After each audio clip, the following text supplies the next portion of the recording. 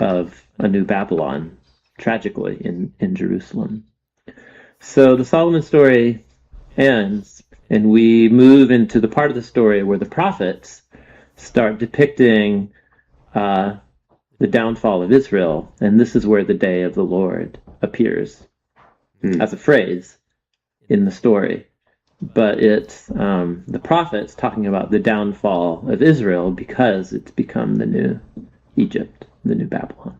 After Solomon, there enters onto the stage a group of people who really come into the story that we haven't seen as prominently before, and that's the Israelite prophets. And so at this point in history, there's all the different tribes. It's divided between north and south. Well, after Solomon. So David unified all the tribes. He set the groundwork for unity. He declared that Jerusalem would be the capital city. But it's his son Solomon that's the empire builder. He goes about actually architecting all of the institutions.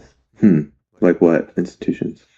Oh, like the economy, a centralized economy. Okay. So think, you have tribal farming communities. Yeah. All of a sudden, they get unified, and they're providing oil and wheat and horses and for the capital city. It becomes a kingdom, a proper nation state. And so in these communities, there's these are Jewish communities, so they're following the law. Are they're practicing the holidays and different things? Through the priests and the Levites scattered throughout the tribes, through the pilgrimages, through the feasts, they're reminded of their identity. This is all happening. It's or at least in theory, this is what Israel's called to. Right. And in these communities, then, are these specific guys who are prophets. So I'm just trying to picture, I'm in this community. Maybe I'm just a farmer. No, you're Amos. You're a sycamore. You're a sycamore and fig tree cultivator and a shepherd. You're Amos. I'm Amos. Yep, and you live in north of Jerusalem. Okay, I live north of Jerusalem. Yep. Like how far from Jerusalem? Oh, I would go there for feast days. And stuff. near the border, maybe 20-ish miles north of Jerusalem. Okay, in the hills. So I'm up in the hills. Yeah. I figs. Fig trees. Yeah. And it's hard for me to picture an actual fig because I don't really see them. All I see is fig Newtons. Oh, got So when you say fig tree, I literally in my mind see fig Newtons hanging from a tree. That's the picture that comes to my mind. Oh, that's funny. That's a problem. I grew up on those too. Okay. So I'm Amos. Yep. And so there's you start hearing reports about life in Jerusalem and life up in Samaria, these big, important Israelite cities where the influencers live. And for one way or another, you are really familiar, you're Amos, you're familiar with the stories of Israel, with the stories of God giving the laws and commandments, and you've got a passion for the ideals of the law. And the kind of life Israel was called to. But I'm not a Levite, so I don't have any control over how that goes down. And actually, as Amos says, I'm not even a prophet. I'm not one of the official representatives for the God of Israel down in Jerusalem. Oh, well, so what does he mean by that then? There's a class of representatives in Jerusalem. Yeah, Amos chapter 7. He gets called into the king's court for his controversial message. And what Amos says, Amos 7:14, is, listen, I've never been a prophet. I'm not the son of a prophet. I was a shepherd. Oh yeah, that's that classic line. And I took care of sycamore fig trees. But the Lord took me from tending the flock and said to me, go prophesy to my people Israel. So he was outside of the power structures. So they're called court prophets. They appear in the biblical stories, usually opposed to the prophets who ended up in the Bible. Oh, okay. So the Hebrew Bible represents a minority report from ancient Israel. Right. It doesn't represent... Because the people in Jerusalem at that time, the prophets in the court, correct, the kings, like they wouldn't have been down with... Yeah, they said, Yahweh loves us no matter what. Right. He's going to be pro-Israel no matter what. No matter what, and no way Assyria or Babylon's ever going to take us out, because Yahweh said he'd protect us. And so you get these prophets from the hills coming in, and they're saying, no, things are bad. Things are bad. And you need to change, you need to repent of this. And they have their own prophets, and they're like, nah, we're good. Yes. Yeah, we're fine. And so it raises the question, then, what did the prophets see coming, and what was the problem they saw going on in Israel? And at the center of this is the day of the Lord. It's one of the most significant themes for reading the 15 books of the Old Testament prophets. You'll never understand these massive and difficult books without understanding the day of the Lord, what it means, and how it works in these books. It's a huge theme. It's where the phrase is actually explicitly used in the Old Testament, is in the prophets. But they come into Israel's story with all of this backstory of Babylon as the archetype of the human problem, Egypt as a development of that portrait, as self-exaltation, not acknowledging the Creator God. And now we see in Solomon, Israel has become one of the nations, like Babylon. Now, what kind of writings did they have access to? Would they have had the Torah? Oh, man. Yeah, it's $1 million question. Okay. Yeah, we don't know. This is a really debatable issue in Old Testament studies. But there is this interesting story late in Israel's history. There's a king named Josiah whose priests find some version of the Torah in the temple, and they've never seen it before. They're not familiar with it. It's 2 Kings chapter 22 and 23. So we know that whatever the tradition and the law and the covenant represented by Moses did not shape the majority of Israel's history. Right. At least not after Solomon. And even Judges has a whole moment in the story where it says Israel forgot about what Yahweh did at the Exodus, and a whole generation arose that didn't even know Yahweh. And that becomes a pattern through Israel's history. But we know it did exist in some form. Yeah. And David wrote about it a lot, how he loves the law and stuff, right, in the Psalms. So, like, he had access to the Torah. That's right. Yeah, which is why, even though he's a murderer and an adulterer, he still, after, like, repenting, finds ultimate favor with God and becomes the one with whom God makes a covenant. So we're talking about the law. I just want to make sure it connect this idea to the theme of Day of the Lord. So God gave Israel this covenant agreement, saying, "You do these things, and I'm going to bless you, and through you bless all the nations." And I brought you out of Babylon, Abraham. I brought you out of the new Babylon, Egypt, in the Exodus. And we enter this covenant agreement. You live by these laws. You'll become a counter Babylon people living in the promised land. And through you, the whole earth will become the counter Babylon. Yeah, the idea is that the witness of Israel would spread, and that all nations would see this different way of existing as human beings.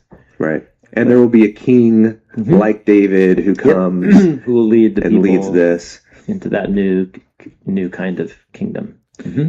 And so when the prophets, like Amos, he's up in the hills picking his figs, herding his sheep, and he's hearing these reports what's going down in Jerusalem, and he's like, this is not what the plan was. Yeah. This is not the covenant But agreement with God. Amos is he's over 100 years after Solomon.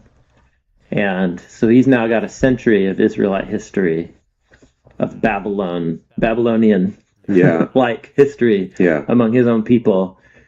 And what he says is, listen, I was a shepherd and taking care of my orchards, and I got a holy agitation.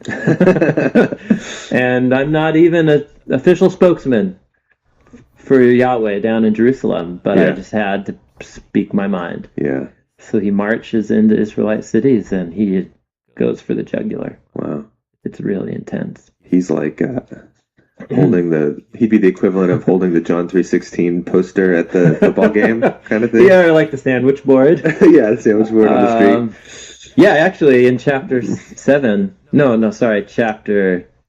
he has this poem that talks about the end. The end is near. Anyhow, so yeah, Amos and Hosea are the earliest, chronologically, they're the earliest prophets that we have writings from. Okay. Or at least collections of their poetry and sermons. And so what I heard you say, what sounds really significant, worth repeating, is that to understand the prophets and what they're doing is they have this minority report, this minority viewpoint, which is we are not following the covenant. Yeah. Like we've become Babylon. We've become Babylon. Yes. And we know what happens to Babylon. Yep. The day of the Lord happens to Babylon. The day of the Lord happens. Yep. We saw it happen when God scattered people from Babylon. We saw it happen when God showed up and saved Israel from Egypt. On that day. Yep. The warrior king came and freed the oppressors, the oppressed. So we know what happens to Babylon, and we're becoming Babylon. Yes. And so this is going to happen to us. Yes. And that's the day of the Lord. Yeah. That's the day of the Lord. Yep. That's not the capital D day of the Lord. Yeah. But that's... Yeah. It's again in the mountain analogy that we use. So I want to make sure I understand. Yes. So if the capital D day of the Lord is the day that God comes and just takes down all institutions and empires and... confronts evil on a universal scale. Yeah. That's capital D day of the Lord. These small D day of Lords are coming and confronting specific people. Yeah, they're moments groups. Where nations, cities, rulers, kingdoms fall. Yeah. They're crushed under the weight of their own selfishness, greed, evil. They're taken over.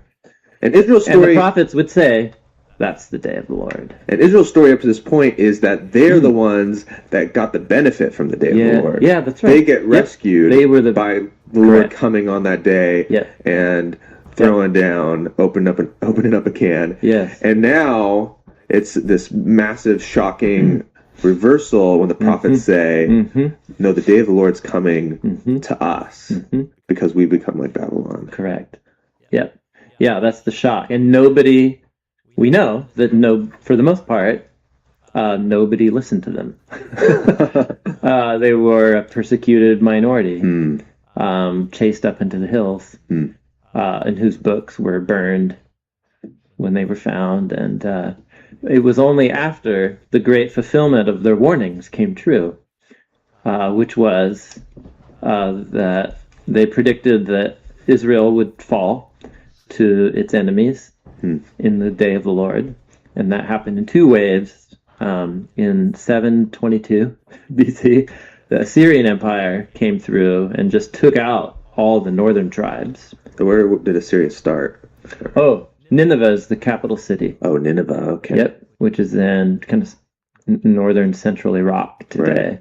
Right. So the Assyrians and the Babylonians are two different cities, different kingdoms, different empires, and they were both... But they're both on the Euphrates, it looks like. Yep, they're both, in the... on the Tigris? Euphrates and Tigris come together. Yeah. Babylon's where they both meet. Yeah, Nineveh's up on the... Nineveh's up. On the... Is it Tigris? On the Tigris. Yeah. So, yeah, Nineveh, again, a really ancient empire, but rose to power specifically in the 900s and then reigned. It was the first full-scale world empire in human history. Say that again because it cut out. Oh, the Assyrians were the first full-scale human empire in human history, where one people group. The main way of organization was called city-states. So large, influential cities would be kingdoms unto themselves, and then they would have networks of smaller cities around them. That's what Babylon was. That's what Nineveh was. That's what the Ammonites were, or the Syrians up north. So, but Nineveh, the people of Assyria, they developed military technology, siege warfare, like no one had ever done before, and they just went for it. And they occupied Babylon. They occupied Babylon all the way down into modern-day Iran, all the way up to the Black Sea, half of Turkey. Egypt was in there. Down into Saudi Arabia, and then down. They were a huge threat, a dominant force over Egypt. So they had rivals and battles and so on. So the Assyrians were the first. They become the new Babylon. After Israel is Babylon. The prophets warn and say, listen, God's going to let the way bigger, badder Babylon, that is Assyria, come take you out. And Assyria is way bigger and badder than Babylon ever was. Babylon was just a city with a tower. So that's right, up to this point. Up to this point. And was a city-state kingdom. But Nineveh falls in the late 600s BC to Nebuchadnezzar and Babylon. That's what the whole book of Nahum is dedicated to talking about, the downfall of Assyria to Babylon. And then Babylon inherits the empire. Wow. Did they get some new technology to be able to do that, or did they just brute force, just pick them back? There were a number of events. The empire collapsed under its own weight. And its main policy of annexing nations was to deport the majority of the indigenous population into scattered cities that they had already taken captive. It basically just was trying to erase all other people groups and through these massive deportation programs, and trying to rule millions of people that way. They're the first ones to ever try this. Yeah, that's right. Yeah, it's crazy. Yeah, so it literally collapsed under its own weight. Okay, and so Babylon saw the opportunity. Babylon was in the waiting and was able to. And they're like, "Hey, that was kind of cool that they had that much power. Let's go do that." Yep. Yeah, and the Babylonians adopted the same basic policy. So their empire was from the late 600s and it didn't even last a century. And then in 539 BC, the Persians, so way out to the east in modern day Iran, the Persians, the book of Daniel talks about this transition. Okay. They take over and inherit the Babylonian Empire and topple it. And Persia had... So it's all pretty quick succession. Yeah. Syria, Babylon, Assyria, Babylon, Persian empires. That's at the core of Israel's history. It was affected by all of those changes. And that all took place within a couple centuries. The rise and fall of 3 world empires. So what's interesting is you can look at that and you can say, yeah, Israel got taken over because everyone did. Yeah, that's right. Right? Yeah, totally. By 3 really big empires. Oh, yes. And the prophets look at it and go, no, we shouldn't have been taken over even by a big empire unless we had become corrupt ourselves. Correct. Yeah, that's because God promised that we would be... Yeah, if we were faithful to the covenant, yeah, he would do to our enemies what he did to Egypt. Yeah.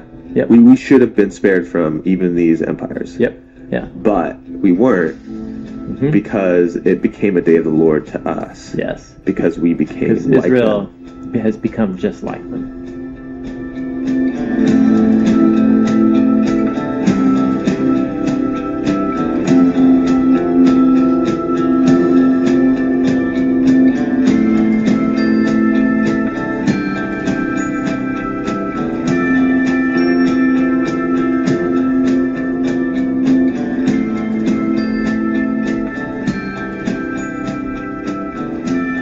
so it becomes this cycle where they predict Assyria is going to come. Amos and Hosea, they predict Assyria is going to come, take out Israel. That's the day of the Lord. But Jerusalem escapes. Jerusalem was defended. They were able to defend themselves against Assyria. Assyria, okay. Jerusalem survived.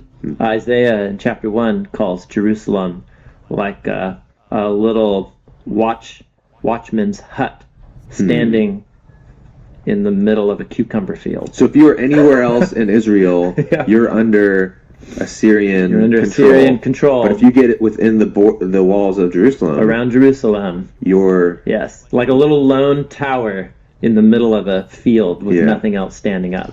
Yeah, that's how Isaiah describes Jerusalem. Got it. And so that gave the Jerusalemites a ton of confidence. Sure, they're like, "Oh, we're awesome. God is with us." Mm-hmm. And then Isaiah comes along and he says, "No, Babylon's on the horizon, and Assyria will get what's coming to it by Babylon taking it over." And then he warned that Babylon would take out Jerusalem, which happened after his lifetime. So anyway, so it's this cycle. But it's actually a very important thing going on in the prophets. Why they talk about so much warning of violence and downfall and war. This was an extremely violent period and area in world history. Yeah. I mean, enormous numbers of casualties and wars and so actually this I remember when we were there in Israel and we went to Armageddon, or what's it? We were driving through the plains of Megiddo. Megiddo. Yes. And that military guy was with us, and he was talking about how that highway. Yeah, out of all of human history, this specific place, there's been more battles. Yes. Strategic, history-shaping battles. Because something about that terrain, if you take that area, then you could take the whole region. Something like that. Yeah. And that's Megiddo. Yeah, Egypt, Assyria, Babylon, Israel, ancient Syria, they were all vying for control of this narrow corridor and valley. Yeah, so you control that, you control the whole area. Yeah, you control basically the link between Asia and Africa and Eastern Europe has to go through the plain of Megiddo and the coastal highway getting to it. And that was right smack in the middle of Israel's territory. And so the amount of battles happening right there. Yep. Yeah, all kinds of, over centuries, the Israelites won and lost battles there. Wow. We would just look at that. This is a tumultuous period of human history. Yeah. The prophets look at it and see God's hand at work, guiding his covenant people and purposes towards the goal. And as the Israel story develops, the prophets discern a pattern, a way of God working in history, that behind the rise and fall of these world empires, we can see the small d day of the Lord. So when God allows Babylon to take over Assyria, that's the day of the Lord. That's the day of the Lord. But when Babylon takes over Jerusalem, that's also the day of the Lord. It's also the day of the Lord. And when Babylon falls to the Persians, that's the day of the Lord. It's the day of the Lord. The day of the Lord gets applied to all of these. And then what happens? The Romans after the Persians? Is that what happens? No, after the Persians, it goes to Alexander the Great, took over the Persian Empire. Okay. And then, his blitzkrieg went all the way to India. I mean, and then he died, at a young age, at the extent of his empire. And then his huge empire got parceled up into all these pieces. These generals, rival generals of Alexander, called the Diadochoi, successors or inheritors. And they basically divided up the ancient known world into rival territories.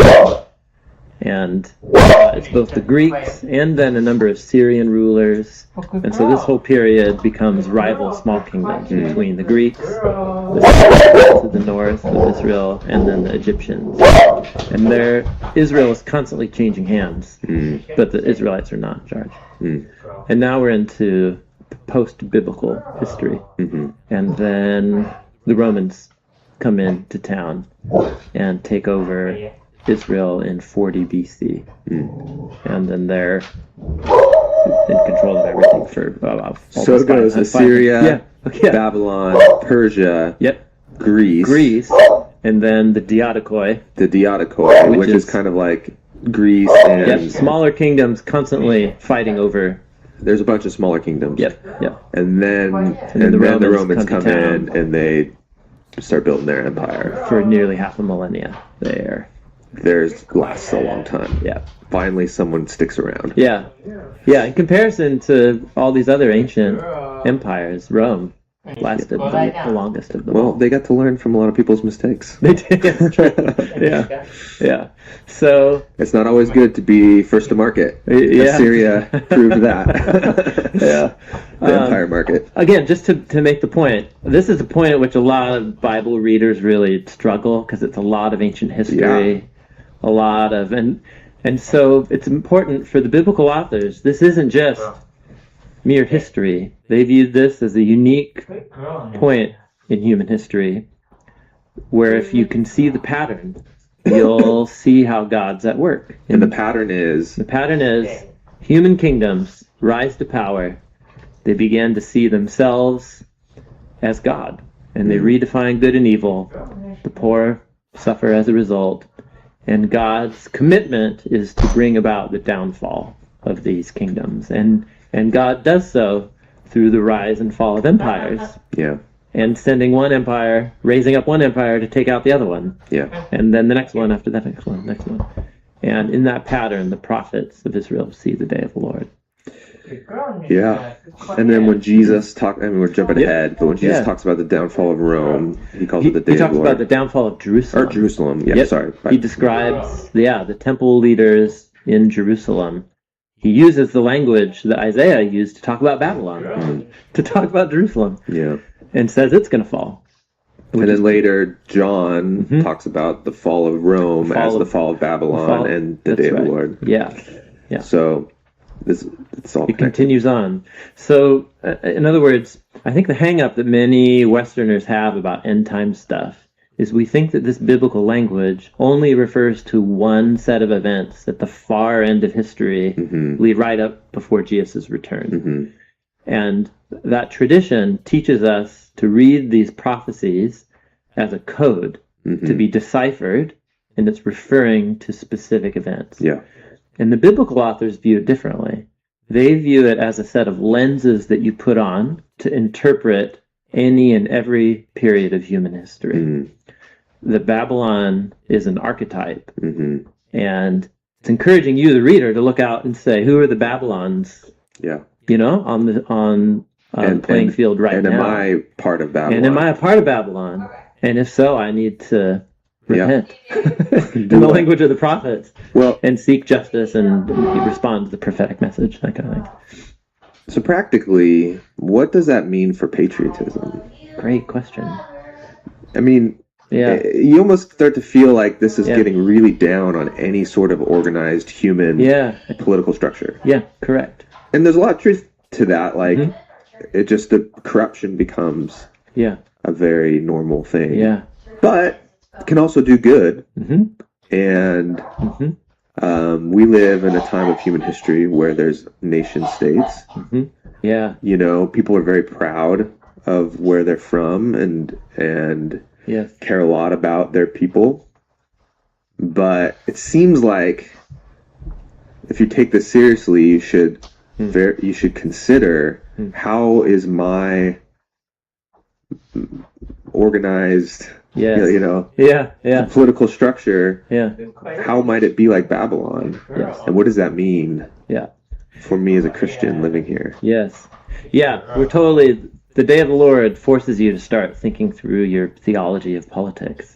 And of what it means to have an ethnic identity, a national or some kind of nation identity, and then what it means to be a part of God's covenant people and a follower of Jesus. How do those identities relate to each other? And this is where the stories of Israel in exile are really important. We talked a bit about those already. But also why it is that the apostles adopt the prophet's view of Israel in exile as a way of talking about the Jesus movement and Jesus' followers' relationship to the kingdoms of this world. Peter, in his first letter, says we're exiles. Yeah. So our identity actually isn't first and foremost ever defined by our national citizenship. Yeah. But Peter believes we also have a obligation to whatever nation we happen to find ourselves in to seek good, seek the common good, but to do it out of allegiance to the one true God, not out of allegiance to whatever ruler. So someone who was seeking the kingdom of God, but also wanted to be in politics in their own country. They're kind of in this weird position. They're straddling two lines where they're seeking the good of their people. Yes. But then they're also seeking the kingdom of God at the same time. Correct. And where they're in conflict, they will try to steer their nation towards being more the kingdom of God. Yes. But where there's there's conflict, they'll like kind of just there's a whole spectrum of Christian tradition about this whole set of questions. Yeah. And so some people really seize upon the anti-institution, anti-imperial parts of the Bible, like the prophets or the Revelation. And then some people really seize upon the Jeremiah 29, seek the peace of Babylon, Paul, submit to every human ruler as their God's servant for good. And then everything in between. And so you get separatism or more full assimilation and everything. It's a long conversation to be had just about that topic. That's really important. What the prophets, at the very least, want every generation to do is recognize that any kingdom I happen to inhabit, even if it's God's own covenant people, can still become Babylon. Even God's own covenant people. Even God's own covenant people. Yeah. And should therefore expect to face the day of the Lord, both within history and ultimately be accountable before God. This is Michael Gorman. He's a New Testament scholar who wrote one of the best introductions to the book of Revelation called Reading Revelation Responsibly. It's the best title for the book on Revelation ever. And he's the one who helped give me the shorthand. Biblical prophecy is not a code to be deciphered about a secret prophecy about some singular future event. It's a set of lenses that allow me to view my surroundings that's all leading up to the culmination of history in the fall of every Babylon before God. And what those future events will be like, I don't think the prophets are trying to predict, because they're using the language of the past to talk about the future. They're using the language of the fall of Egypt and the 10 plagues and the fall of Babylon to describe what's yet to come in the future. Thanks for listening to this episode of the Bible Project podcast as we talk about the Day of the Lord. Turns out this is a pretty meaty subject. It's taken us a while to wade through it. Hope you're enjoying. And it's good now. Oh, good girl. Good quiet. Good girl. Yeah, no. No bark. We're done with the bark. No. You're done.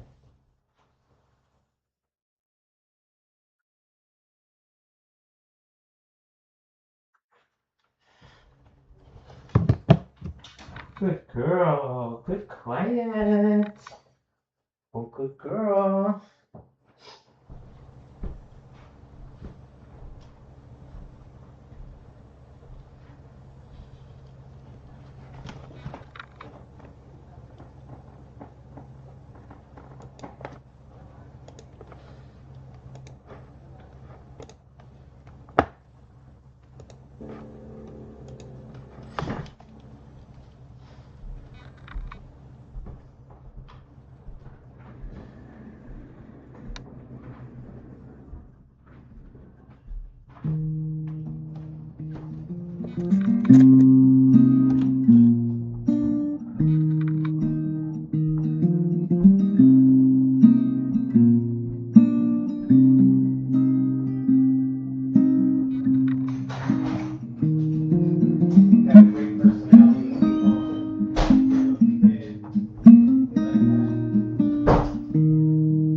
Well, I tried to repress it, then I carried its crown. I reached out to undress it, and love let me down.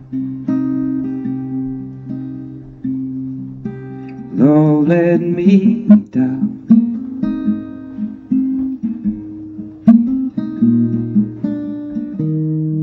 So I tried to erase it, but the ink bled right through. Almost drove myself crazy when these words led to you.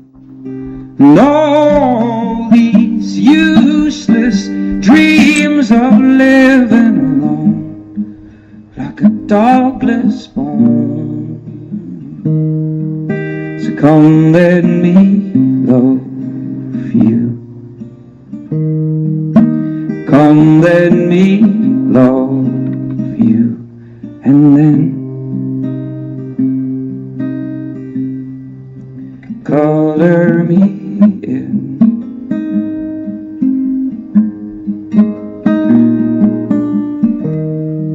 Well, I tried to control it and cover it up. I reached out to console it, but it was never enough. Never enough.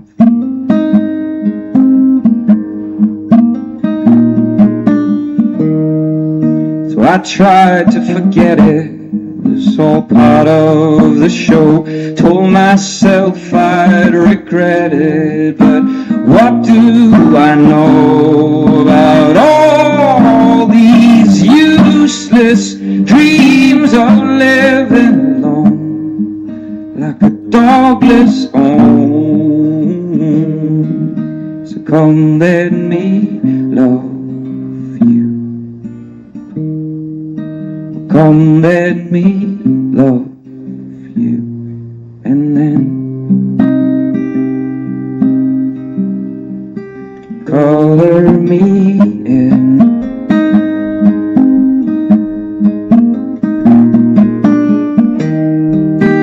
Come let me love you. Come let me take this through the end of all these useless dreams of living. All these useless dreams. All these useless dreams of living, all these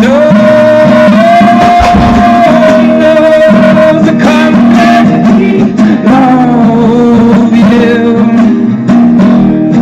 Come let me love you.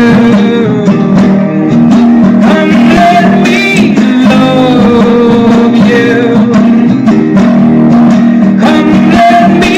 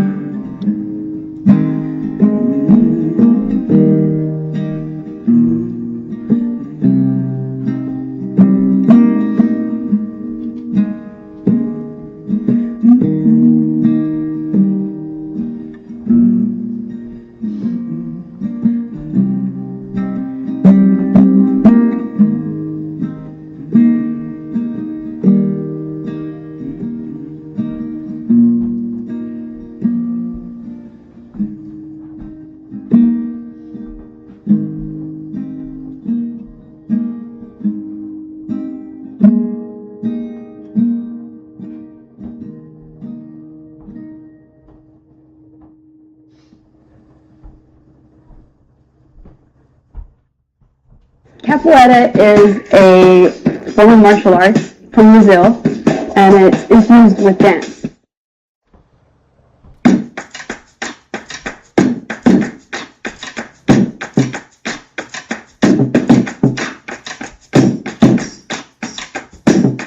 Baby in the basket